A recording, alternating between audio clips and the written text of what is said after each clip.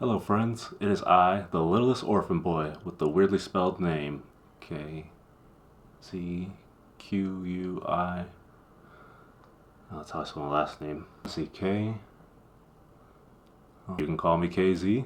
You can call me Skeej, which I found out is the proper way to pronounce it. You know, I've had that gamer tag for almost 20 years and never knew how to pronounce it until just recently. You can call me Lamo. You can call me F***wit.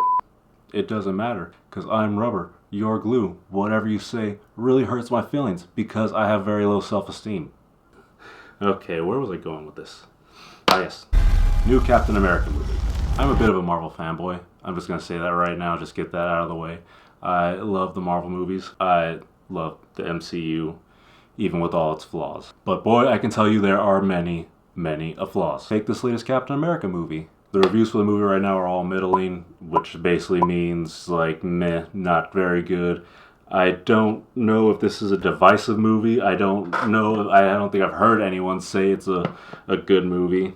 Until today, one person right here is going to say it's a good movie. Yes, I thought it was a good movie. A very flawed movie. Very flawed. You are such a flawed, ugly movie. But God, there's just something about you that I just really, really like so much. The lead up to this movie, I believe the story has been that they had to go back, reshoot, rework some existing material, just redo a little bit of the story. And yeah, I gotta say, from everything I've heard about behind the scenes, it is heavily present in this movie. You can just see scenes that are cut and altered to be reworked into something totally different. That was my takeaway from it. Some of the scenes looking like a couple takes of Anthony Mackie maybe practicing his lines in front of the camera, like he's delivering it as if he were really trying to shoot the scene, but it was more just a practice shot. It is very much a hot dog of a movie. Hot dog being pork parts just smushed together and then pressed out into a processed edible food that most people find repulsive, but then there's people like me that love them. And just like the God love it hot dog, I really like this movie. I know it's not high quality, but there's just something about it just sitting there in theaters that I was just enjoying every bit that was on screen. I think a big part of why I enjoyed this movie is just Anthony Mackie as Captain America. I thought it was going to be really hard to picture anyone else but Chris Evans in that Captain America role.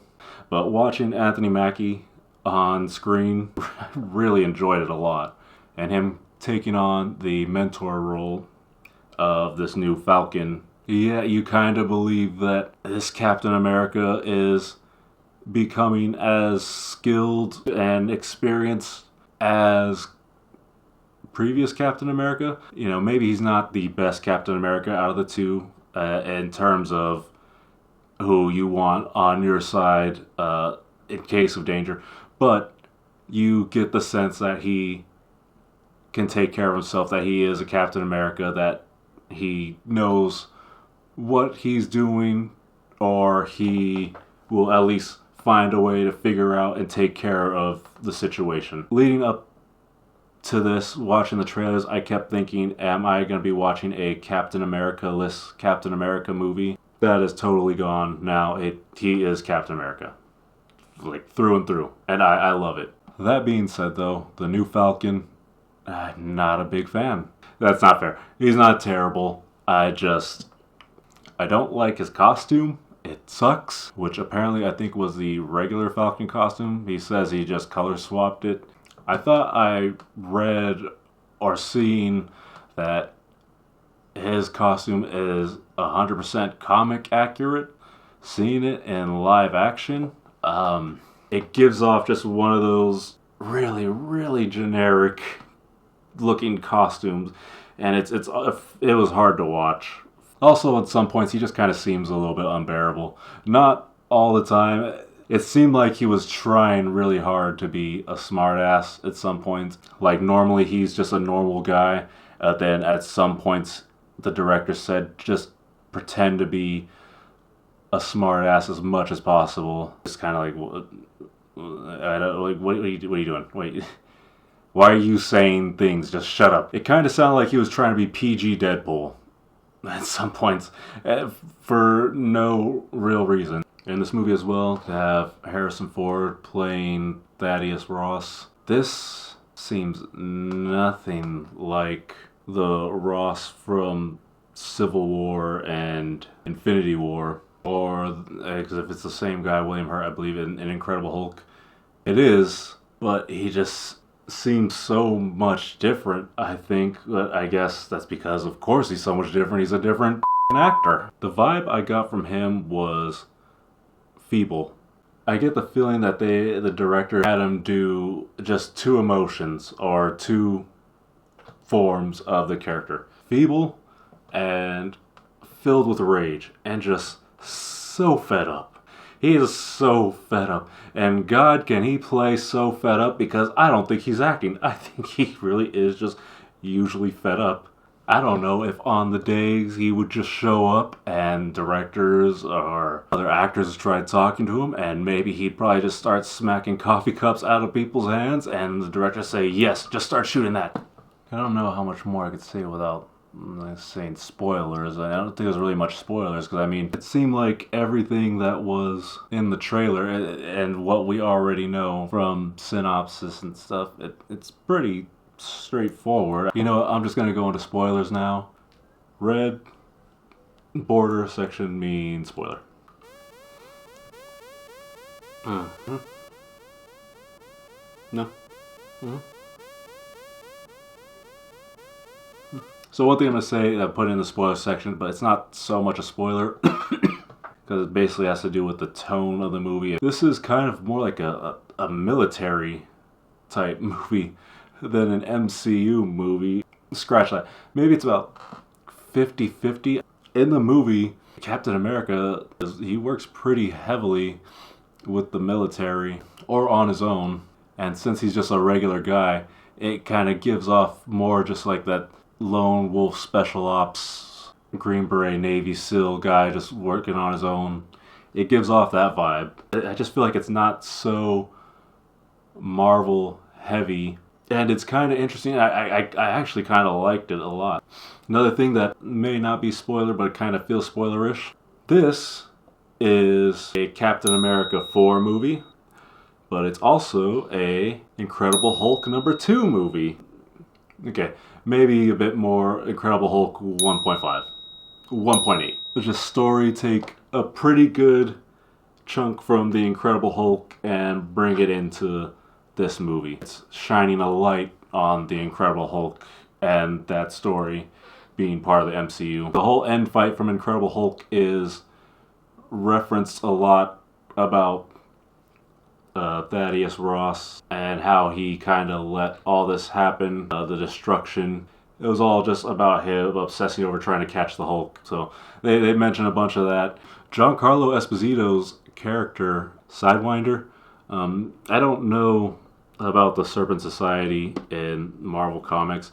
I get from the pictures I've seen, I figure they're all pretty snake-based powers. And this, I think it's just a code name. He's a guy with a gun, special forces type mercenary guy. He does have a pretty awesome fight scene with Captain America. I know you'd think, like, how is Captain America having a fight scene with Giancarlo Esposito, who, I mean, he's not old, but he's a little bit older than Anthony Mackie.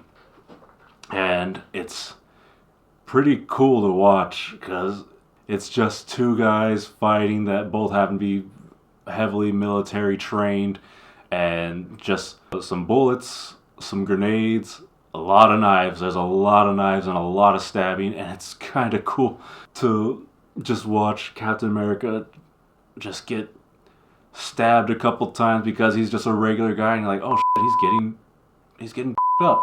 He's getting up.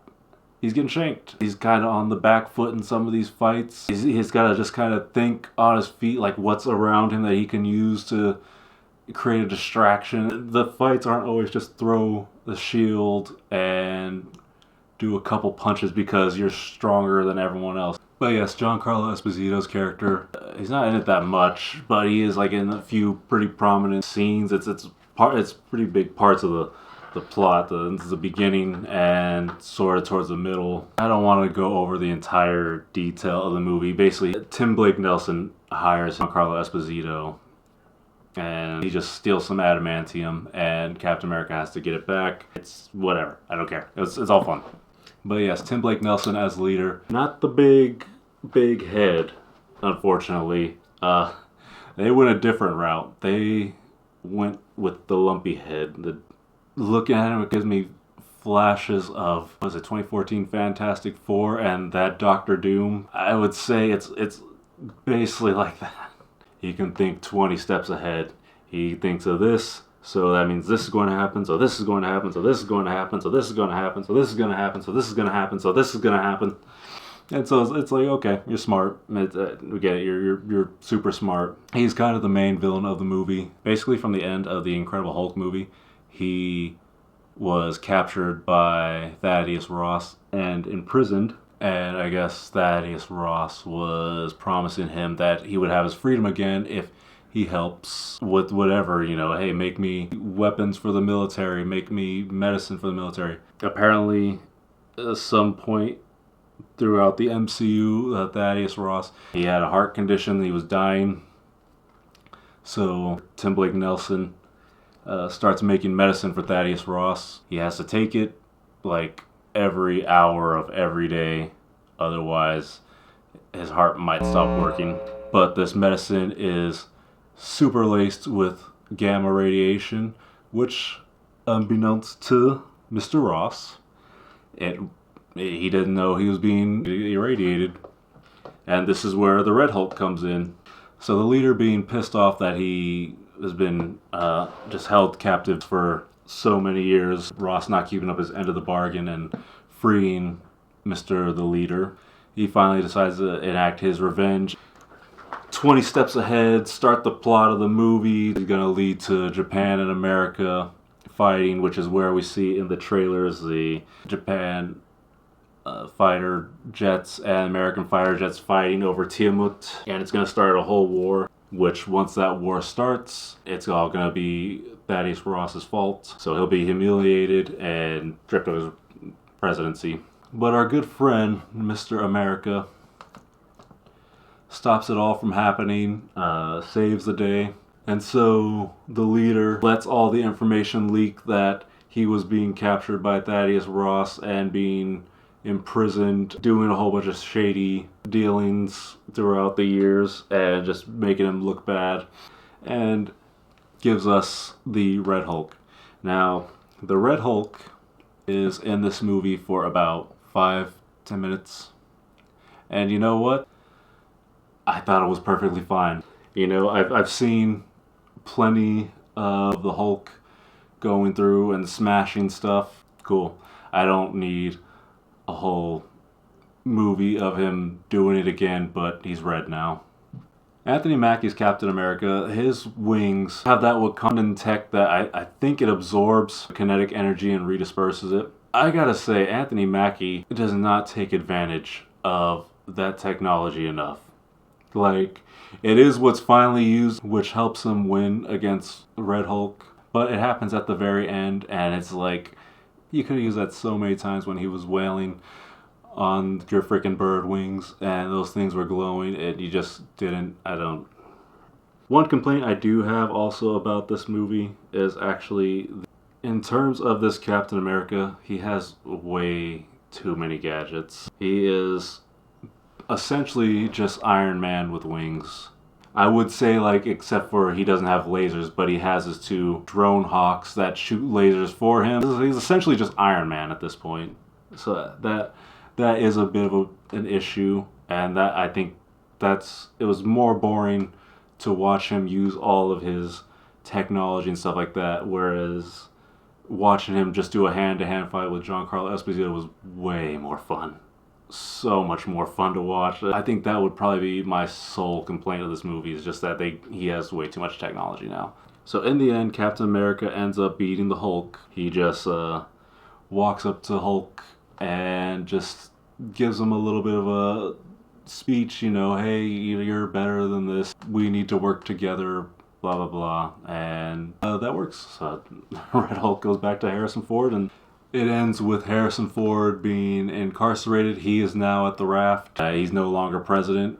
He's not mad or bitter about it. He's kind of more sorry and just feels bad for everything that he's done. Sort of redeeming, just like he's like, okay, I made my bed, I gotta lie in it. That ends with Liv Tyler showing up for about 45 seconds to say, hi, I'm in this movie. And yeah, that's pretty much it, I believe.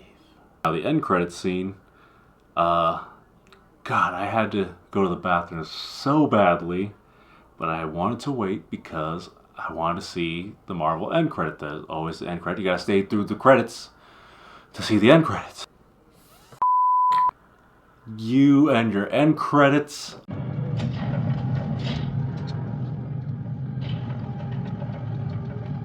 Told you were gonna lose that bet. You wanna know what's funny? I'm not in the mood for your jokes. You killed a lot of good men trying to get your revenge. Trust me, we don't share the same sense of humor. We share the same world, don't we? This world you would die to save. It's coming. I've seen it in the probabilities, seen it plain as day. All you heroes protecting this world. Do you think you're the only ones? Do you think this is the only world? We'll see what happens when you have to protect this place from the others. You could have put that as the end of the movie, and I would have rather seen the end credit be Liv Tyler come back to visit Ross. That would have been a better end credit. Switch those. I would have been more happier with that. Overall, it is a heavily flawed movie. It is not Marvel's best. I don't care. I enjoyed it. It's a fun movie. I feel like the original cut, before they had to go back and rework it a bunch of times, probably would have been a pretty good movie. But thanks to studio interference, that usually doesn't work out. Kind of things up.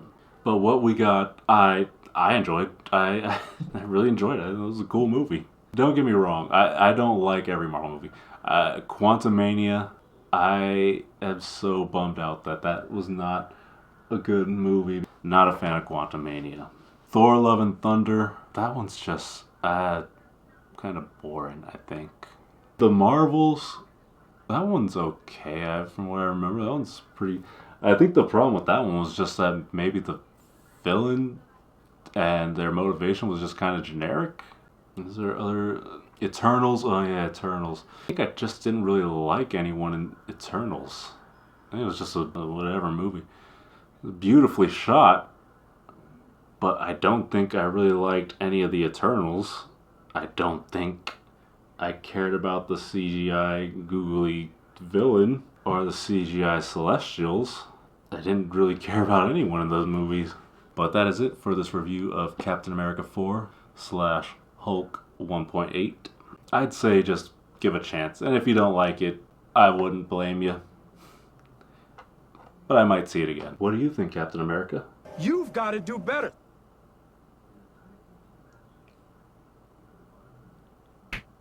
What?